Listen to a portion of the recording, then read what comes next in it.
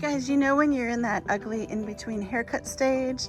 Well, this tower is in that ugly in-between haircut stage. Pick off the extension kit. I have this wildflower here that is like it's drooping because it was growing up at the top and I moved it down.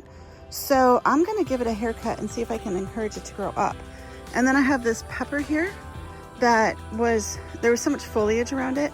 It grew lanky to try to get sunlight. So I'm gonna give this guy a prune to see if I can encourage it to grow bushier. So I'll be right back. Last night I removed most of the pots except for the bottom two. So I took off the top 3 pots and the baby greens kits. Where I pruned it, do you see already here? A new leaf is coming out, a new branch is coming out here. So it is really nice to prune your peppers to keep them more compact instead of long and lanky. And then I pruned the flowers off, but I think that will take the weight off the plant and it won't be dragging down.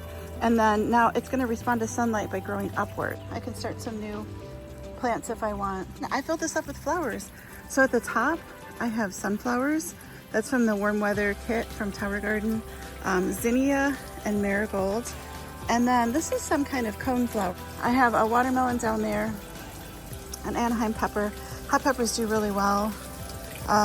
Marigolds, zinnia, sunflowers. So this is gonna be heavy on the flowers. It's gonna be a flower tower dill because dill also brings in the pollinators and it feeds, we have so many pollinators this time of the year, so I'm gonna feed the pollinators. And I'll keep you updated on how this tower grows. And right now it's sort of in that in-between stage where it looks like I got a bad haircut.